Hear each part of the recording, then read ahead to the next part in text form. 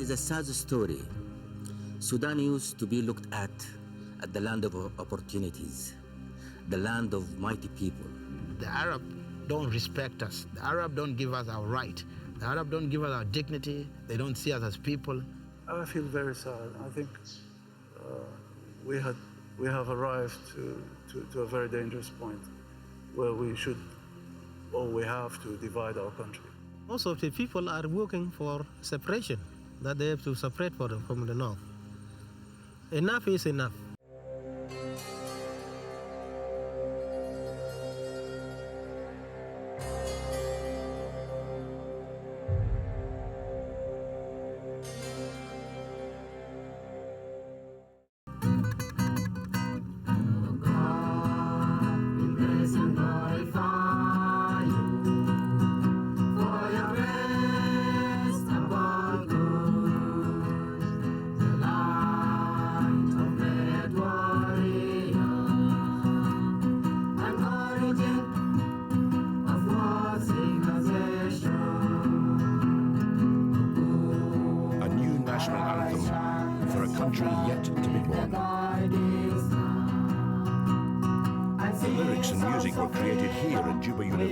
Southern Sudan, and tell the story of the ancient kingdom of Kush, of struggle, martyrdom, and of hope for the future.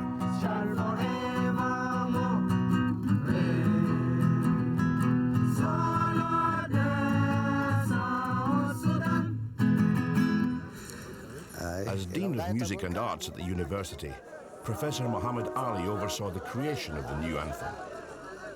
He's a northern-born Arab who has embraced the multiculturalism of the tribal South. هم بيقولوا نحن عرب، لكن الحياة هنا في tolerance، في تسامح، في integration with the community. بعدين الناس هنا ناس كلهم طيبين، وطيبين باعتبار it is nature by the way. دي طبيعتهم هم كده الناس. يعني حتى ما في any sort of discrimination. I cannot feel it.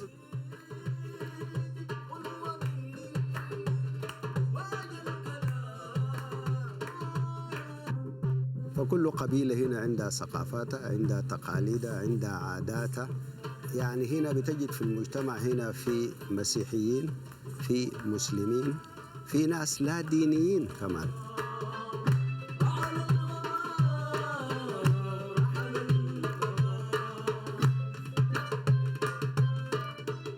العالم ده كله هو وطني، هو وطني لأنه بيهمني فيه الإنسان في المقام الأول، ولا بد بيننا كأناس كبشر نتجاذب أو نتناول كل هذه الأنواع الثقافية الموجودة سواء كان في أفريقيا في البلاد العربية.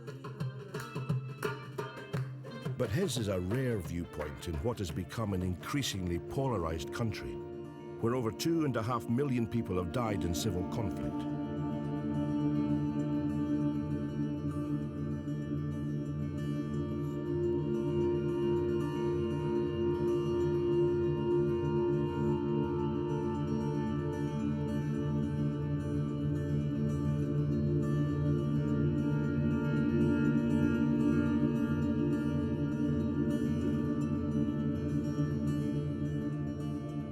The future will be determined by a referendum in which Sudan will almost certainly break in two, with the South gaining independence from the previously dominant North. The fate of the most volatile region, Abyei, as yet unknown.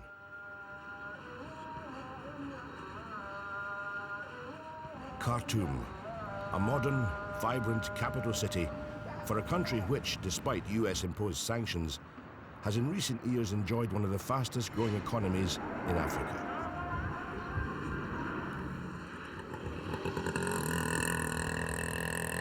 But surrounding the city, a ring of shanty towns referred to locally as the Black Belt. This is Mandela, recognized as the most deprived slum in Khartoum. It's populated almost exclusively by southern Sudanese, many of them refugees of war.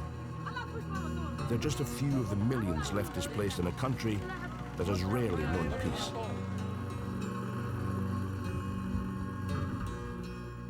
كده عرب خلاص وقف ده نمشي بلدنا ما مجبورين لو ده نقعدين نقعد شمالين ما قعدنا كويس ما عندنا بيت كويس ما عندنا مويه ونحن هسه ده نمشي بلدنا.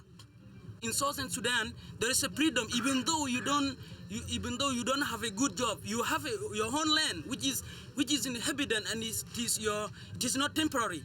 But we now live in Khartoum temporary. ما عندنا أكل وما عندنا أي حاجة شغل كم مشينا ما نلقى شغل عشان نجي نأكل شوفة. Across town, in the rundown suburb of Mayo, the removal truck has arrived at the house Moses Taban and his wife Deborah share with their extended family.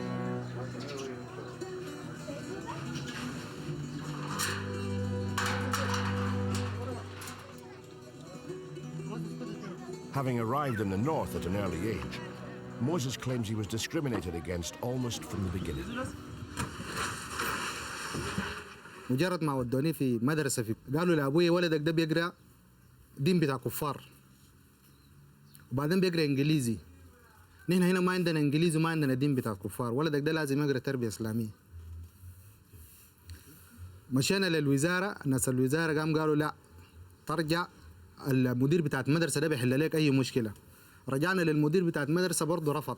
قعدت درست تربية إسلامية وسقطت بس في تربية إسلامية، قال لي تعود شنو؟ ثالثة تاني. Now that the South is at peace, they both want to go home. For Deborah, there's an additional reason.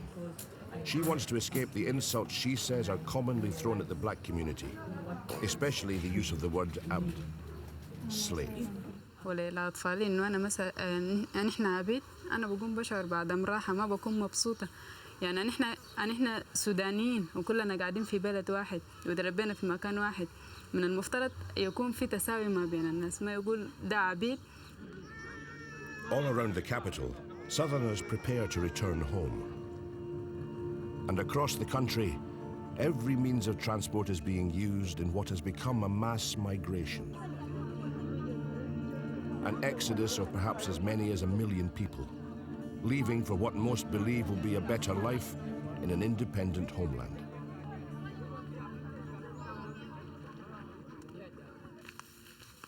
The first great exodus wasn't voluntary. Black slaves taken north by mainly Egyptian and Turkish traders. The opening of the Sud gave the slave traders access to southern Sudan, where they were able to cause havoc and devastate villages through trading in human beings. This is the Sud, one of the world's largest swamps, covering up to 40,000 square kilometers around the border area between northern and southern Sudan.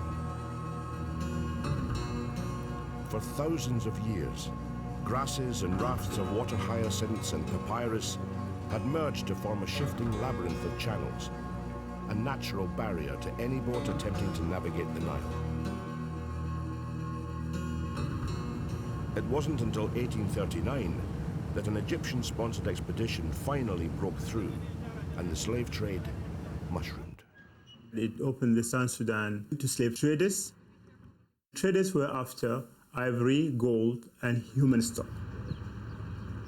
Sadiq al-Mahdi was the last democratically elected Prime Minister of the Sudan. The slave trade is a matter of tragic history. And it is something that represents a dark aspect of past humanity. But what we need to apologize for is the association in the North, in our culture, in the North, between blackness and slavery. As Northerners, we should apologize for this association between color and slavery. In the late 19th century, Sadiq al-Mahdi's great-grandfather had conquered Sudan in the modern world's first Islamic revolution. In the final battle, the British Governor-General, Charles Gordon, was killed. But soon the British returned in force and, in partnership with Egypt, effectively ruled the country until independence in 1956.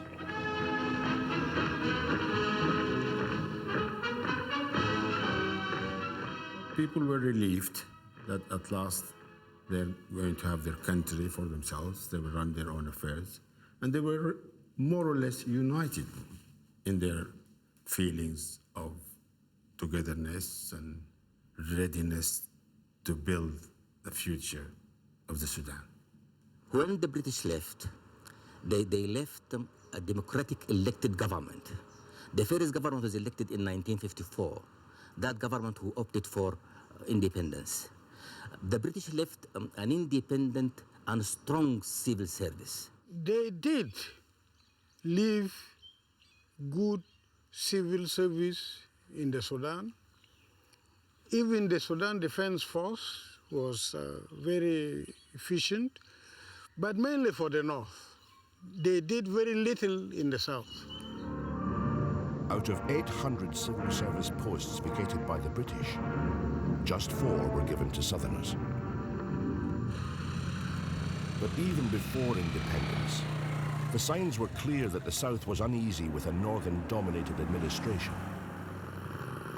The trouble between North and South started in August 1955.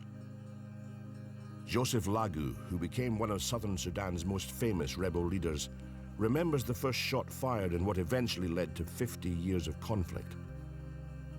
A company of Southern soldiers refused orders from their Northern officer, who then shot one of them in the arm as a warning to obey. That initial shot made the soldiers to disperse from there disorderly.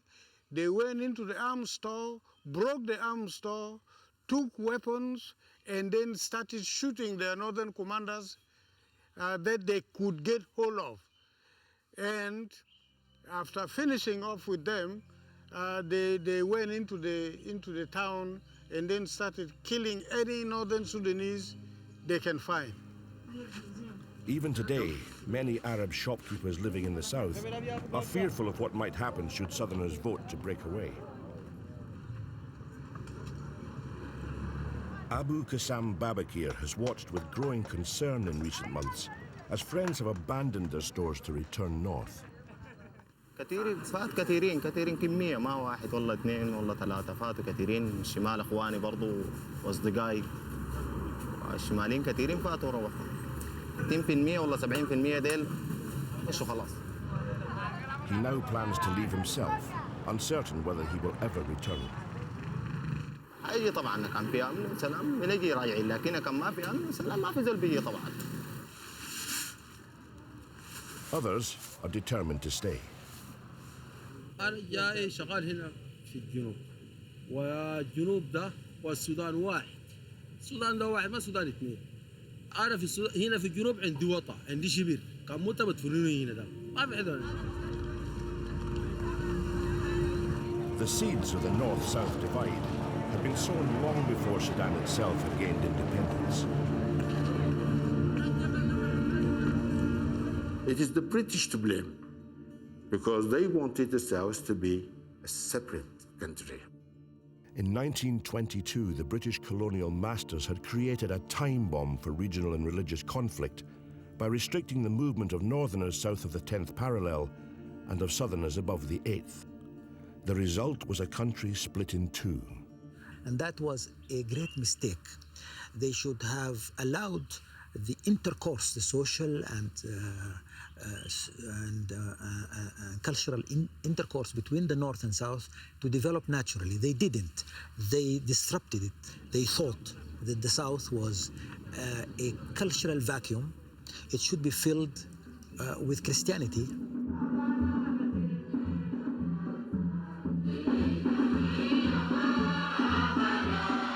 Under British rule, the Christian faith flourished in southern Sudan.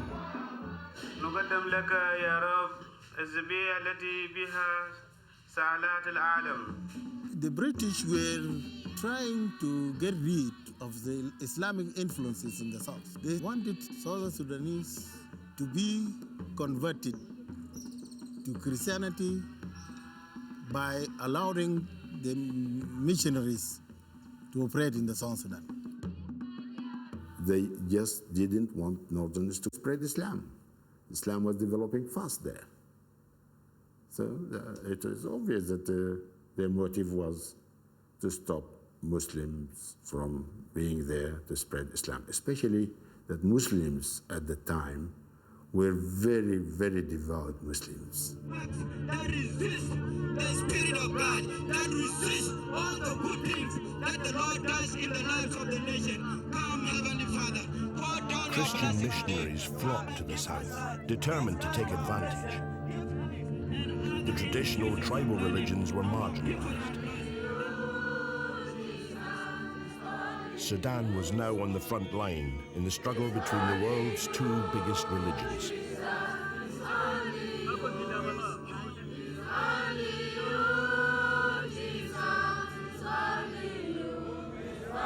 Within just 2 years of independence, the new government faced a vote of no confidence in parliament.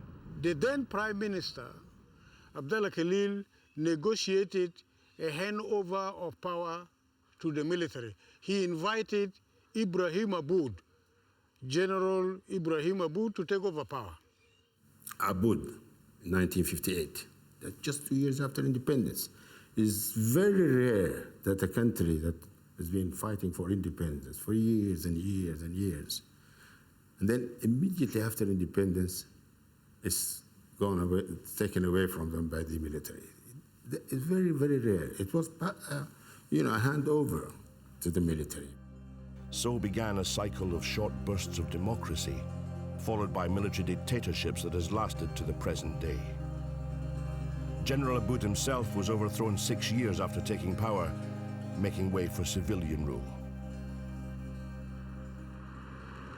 We lived through a very special period, what we call today the golden era in Sudan. Omar El-Fadli rarely ventures over the threshold of a world he has created from a time gone by. A time when Khartoum was a very different city. General Aboud was gone, and by the late 60s and early 70s, the capital city had become a magnet for those seeking a sense of freedom.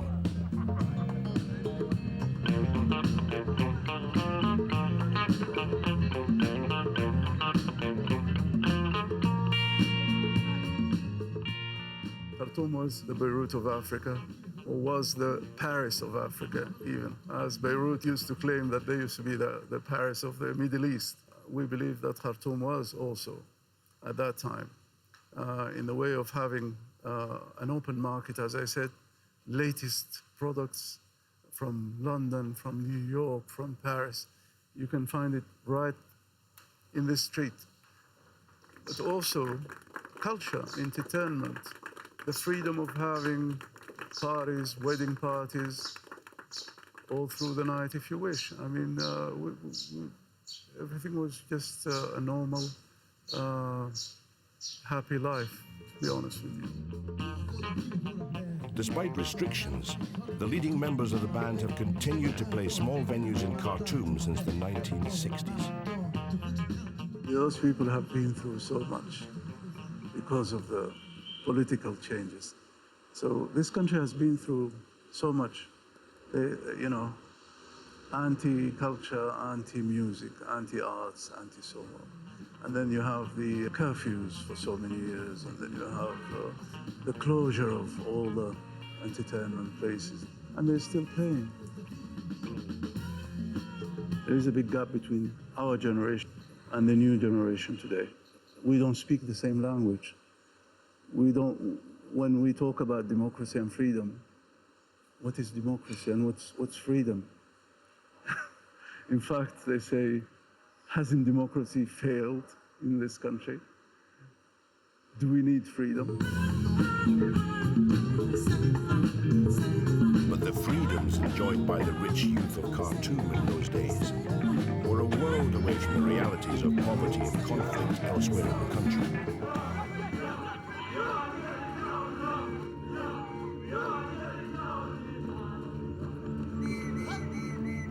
A war had begun years earlier in the south. We started action exactly on 19th of September 1963, we started with our bare hands.